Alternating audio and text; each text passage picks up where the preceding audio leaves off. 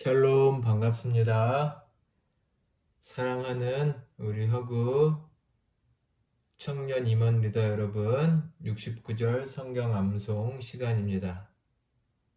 오늘은 드디어 69절의 맨 마지막 구절인 이 파트 그리스도를 닮아감의 마지막 주제 선행 두 번째 구절인 마태복음 5장 15절 16절 말씀을 함께 배워보고 이 시간 모든 성경 공부를 마쳐보도록 하겠습니다.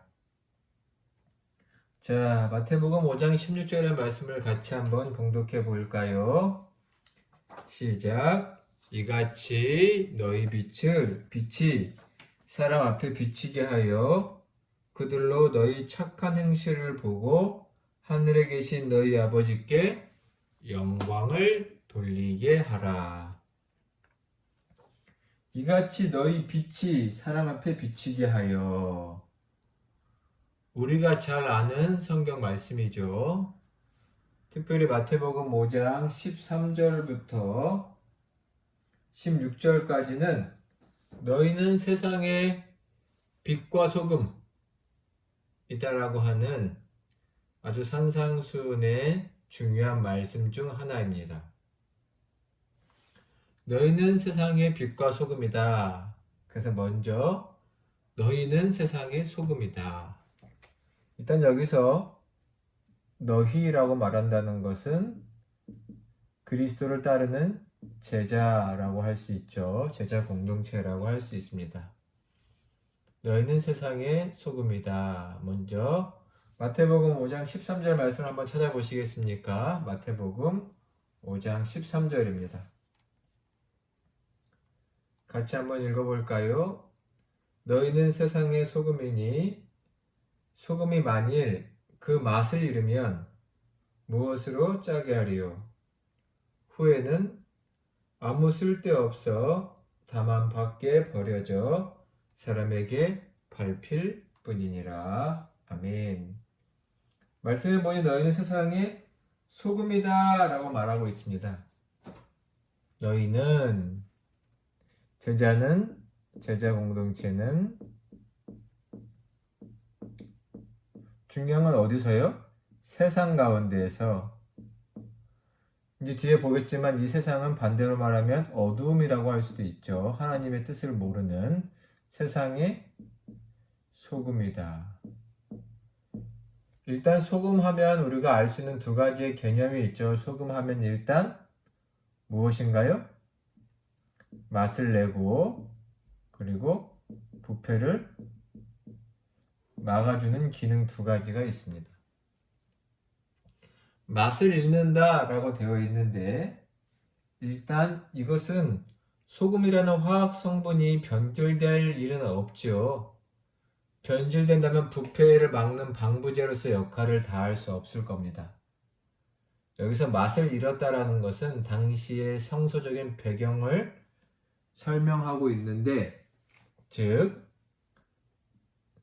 불순물, 순수하지 않은 물질들, 즉 모래와 같은 물이 섞여 있다는 것입니다. 당시에는 소금 같은 것을 순수한 소금을 금과 은과 같은 임금으로 사료로 받기도 했는데 이 소금에 모래와 같은 불순물을 섞어서 주는 경우가 있었던 것이죠. 모래와 고운 모래와 소금을 분리해낸다는 것은 결코 쉬운 일이 아닙니다. 그렇기 때문에 결국 모래가 섞인 소금은 쓸 수 없게 되고 다만 밖에 버려지게 되는 것이죠. 당연히 이것은 쓸 수 없는 소금, 맛을 낼 수 없는 소금은 다만 밖에 버려져서 사람들에게 밟히게 된다라고 13절에 써 있는 것입니다. 그래서 맛을 잃었다라는 것은 불순물이 섞여 있다는 뜻이라고 보면 좋겠습니다. 그것은 반대로 말하면 우리 안에도 영적으로 불순물, 세상 가치관이 섞이지 않았는지 늘 검토해야 한다는 말입니다. 우리 안에도 영적인 불순물이 늘 생길 수 있죠. 이것을 우리는 늘 조심조심해야 합니다. 불순물이 섞여 있는 소금은 쓰일 수 없듯이, 맛을 낼 수 없듯이, 세상 가치관으로 물들어 있는 우리의 마음과 삶은 하나님께 쓰일 수도 없고, 세상에 맛을 낼 수도 없고, 세상의 부정과 부패를 막을 수도 없다는 것을 기억해야 할 것입니다. 오늘의 주제는 더 분명하게는 이 빛이라는 개념이니까 더 많은 구절들을 한번 살펴볼까요? 너희는 세상의 빛이다. 마태복음 5장 15절, 14, 15절 오늘 본문이죠. 자, 한번 같이 읽어볼까요? 너희는 세상의 빛이라. 산 위에 있는 동네가 숨겨지지 못할 것이고, 사람이 불이 있는 등불을 켜서 말 아래에 두지 아니하고 등경 위에 두나니 이러므로 집안 모든 사람에게 비치느니라. 일단 너희는 세상의 빛인데 뭐라고 말하냐면 산 위에 있는 동네는 숨겨질 수 없겠죠. 이것도 지금 빛을 하나의 산 위의 동네로 비유하고 있고요. 또 15절에 보면 등불을 켜서 곡식을 담는, 곡식을 재는 하나의 도구죠. 그릇과 같은 그 말로 덮어두는 사람이 없죠. 그럼 그 빛이 사람들에게 비출 수 없기 때문입니다. 그래서 호롱불을 켜서 등경 위에 두는 것은 사람들에게 비치게 하기 위함이죠. 지금 읽은 14절과 15절 중요한 것은 뭐냐면 빛이란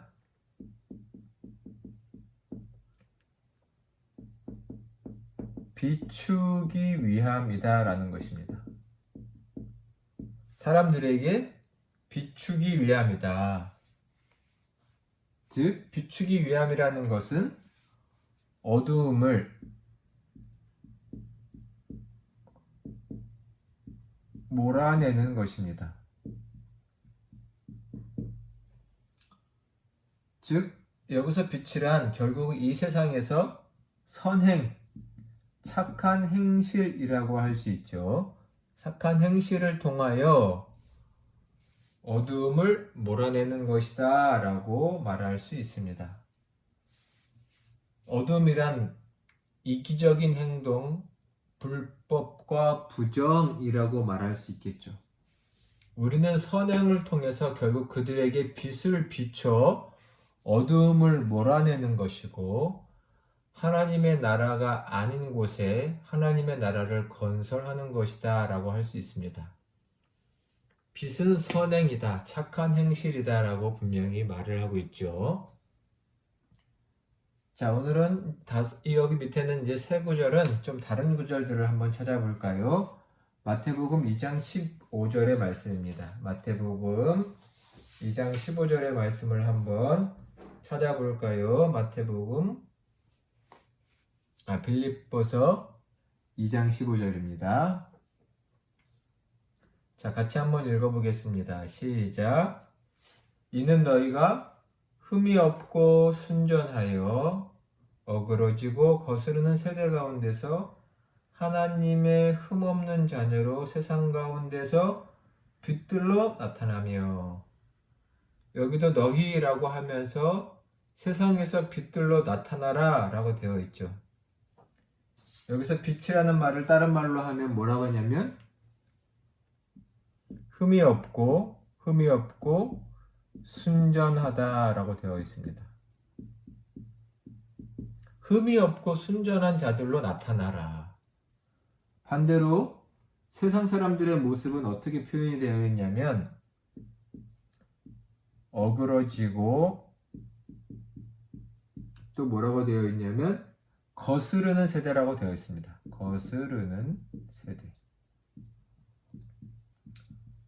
어그러지고 거스렸다라는 말은 결국은 하나님과 하나님의 진리에서 왜곡되어 있고 그것을 거스르고 있는, 순종하고 있지 않은 세대, 즉 빛이신 하나님을 따르지 않기에 빛이 아닌 자들, 그들 속에서 너희는 흠이 없는 자고 순전한 자로서 너희의 그 빛됨을 드러내라, 빛들로 나타나라 라고 하고 있습니다.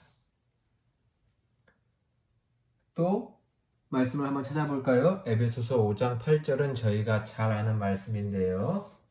한번 보겠습니다. 에베소서 5장 8절. 너희가 전에는 어둠이더니 이제는 주 안에서 빛이라.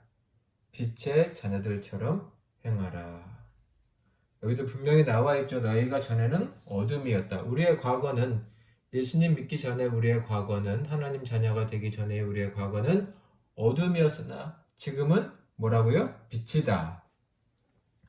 지금은 빛이다. 그러니 빛의 자녀답게 행하라 라고 명령을 하고 있습니다. 빛의 자녀답게 행하라. 즉 실천을 강조하고 있습니다. 너의 신분에 맞는 행동을 하라 라는 것이죠. 신분에 맞는 행동을 행하라. 즉 신분에 맞게 선행을 힘쓰라 라는 것입니다.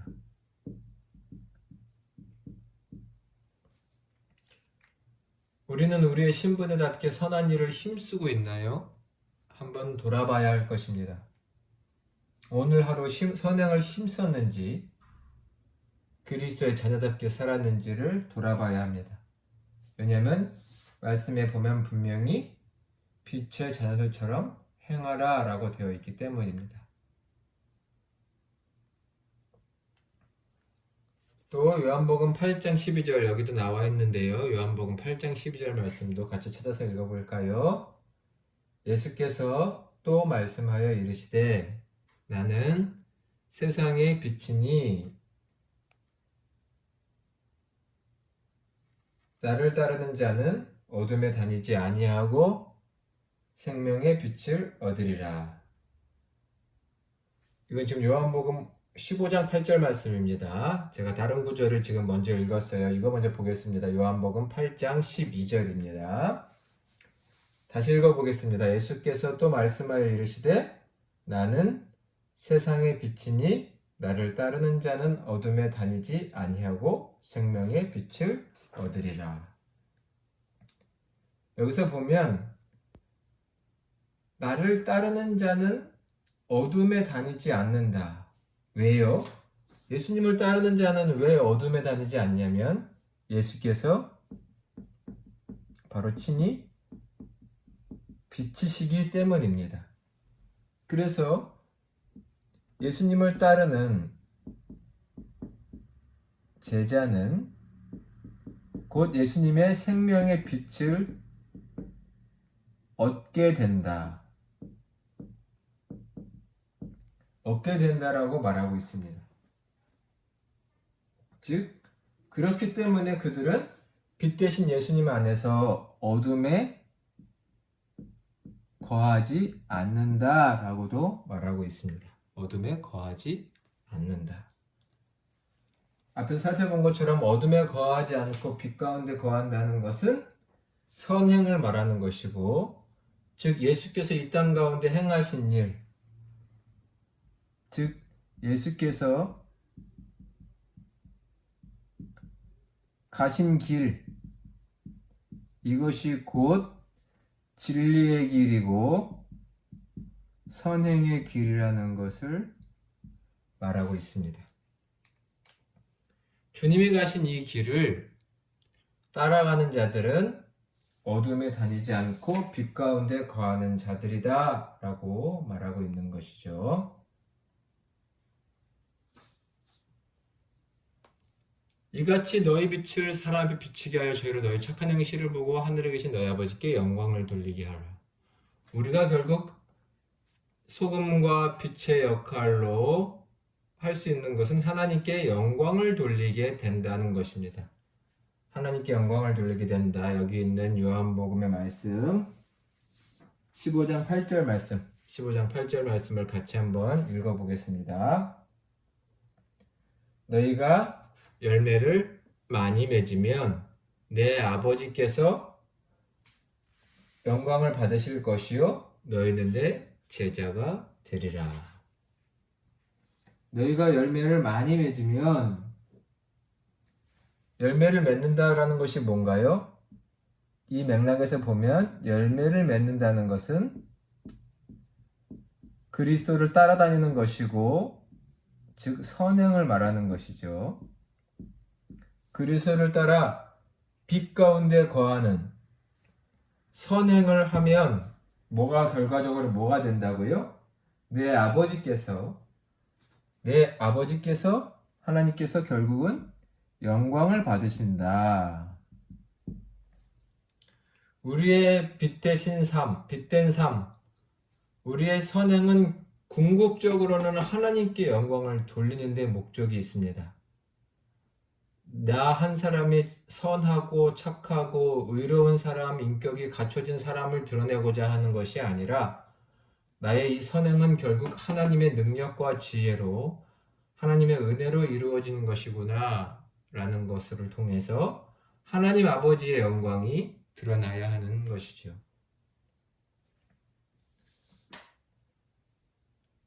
우리 함께 요한복음 15장 8절 말씀도 한번 같이 읽어볼까요?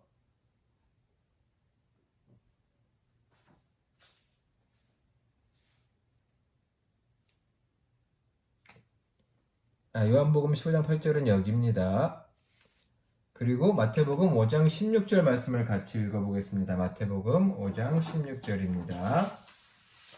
본문의 말씀 같이 읽어볼까요? 이같이 너희 빛이 사람 앞에 비치게 하여 저희로 너희 착한 행실을 보고 하늘에 계신 너희 아버지께 영광을 돌리게 하라.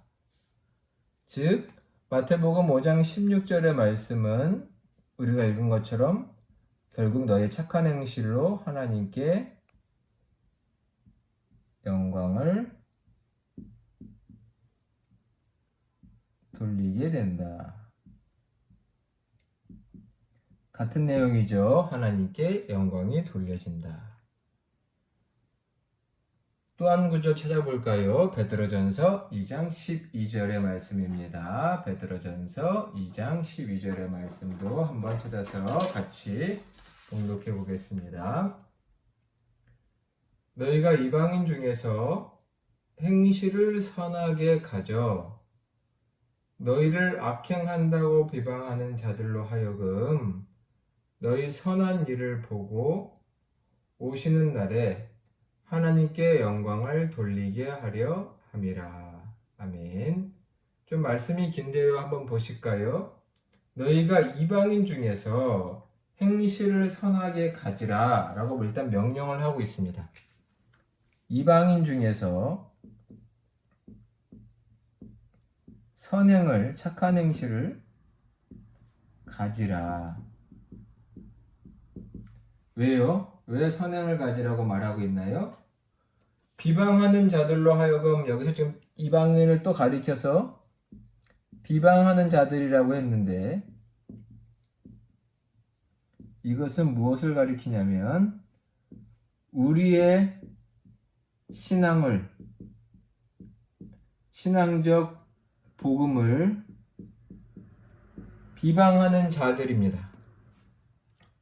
우리가 가진 이 기독교적 신앙을 비방하는 자들 앞에서 비아냥거리는 이방인들 가운데서 우리의 선한 행실을 보고 결국은 그들이 그리스도가 오시는 날, 예수께서 재림하시는 날 하나님께 영광을 돌리지 않을 수 없게 만들어라 라는 것입니다. 결국 우리가 이렇게 그들 앞에서 선을 하는 이유는 뭔가요? 물론 그들을 사랑해서이기도 하지만 결국 우리 안에 있는 이 신앙 때문입니다. 복음 때문이죠. 하나님께서 우리를 얼마나 사랑하셨는지를 우리가 알기 때문이고 하나님을 경외하는, 즉 우리로 하여금 선을 행하라고 말씀하시는 그 하나님의 명령을 순종하는 우리의 신앙 때문에 그들에게 선이 베풀어지는 것이죠. 결국 그들은 종국에는 하나님께 영광을 돌릴 수밖에 없게 된다는 것입니다. 이 맥락 속에는 악인은 심판하시고 신앙인으로서 의롭게 산 자들은 상급을 주시는 그 하나님이 옳으시다, 공의로우시다라는 것을 그들이 인정할 수밖에 없다는 말씀이기도 합니다. 우리는 그리스도인으로서 예수 그리스도를 닮아간다는 것은 결국 선을 행하는 것, 우리의 이기적인 마음을 내려놓고 선을 실천하는 것을 말합니다. 자, 오늘 내용을 한번 복습하고 이 시간을 마쳐보도록 하겠습니다. 자, 먼저 우리는 세상의 소금이다 라고 말하고 있습니다. 소금은 일단 맛을 내게 하고 부패하죠. 세상에는 맛을 내는 소금, 부패하지 않게 하는 소금이 있어야 합니다. 맛을 잃어나는 것은 불순물이 섞여 있다는 것이고, 우리는 이 영적으로는 이 불순물, 즉 세상의 가치관이 우리 안에 섞이지 않도록 늘 영적으로 깨어 있어야 할 것입니다. 우리는 세상의 빛이다 라고 말하고 있습니다. 세상의 빛이다. 빛은 일단 비춰야 합니다. 사람들에게 비춰져야, 그래야 어두움을 몰아낼 수가 있습니다. 또한 빌립보서 2장 15절에는 보면 우리의 그 흠없고 순전한 모습, 깨끗이 살려고 하는 그 모습이 이 거스르고 어그러진 세대 가운데서 빛으로 드러난다라고 되어 있습니다.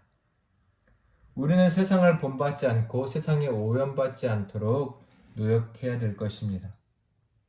또한 에베소서 5장 8절에 보면 우리는 과거에는 어둠이었고 지금은 주 안에서 빛이니 이 빛된 자녀답게, 즉 우리의 신분에 맞는 선행을 힘써야 한다라고 말하고 있습니다. 우리가 선을 행하는 목적은 우리의 신분에 있습니다. 우리가 하나님의 자녀고 빛이다라는 것. 이런 정체의식을 가져야 선을 베풀며 살 수 있는 것이겠죠. 요한복음 8장 12절엔 뭐라고 말하고 있습니까?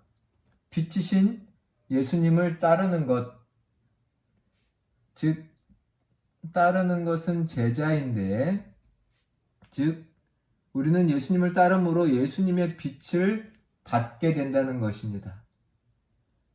예수님의 빛을 받고 우리는 다른 사람들에게 이 빛을 전하는 삶을 사는 것이죠. 그렇기 때문에 예수께서 어떠한 삶을 사셨는지 그 가신 길을 우리는 성경을 통해서 늘 바로 배워야 할 것입니다. 선행이 없는 그리스도인이란 기복적인 신앙으로 흘러가기 위험되기 때문에 우리는 늘 예수께서 이 땅에서 어떻게 사셨는가를 늘 주의해 봐야 할 것입니다. 선행은 종국 결국 하나님께 영광을 돌리게 됩니다. 반대로 말하면 내 영광은 아니라는 것이죠. 하나님께 영광이 되어야 합니다. 마태복음 5장 16절은 우리의 선행으로 하나님께 영광을 돌리라 라고 되어 있었죠. 하나님께 영광을 돌리라.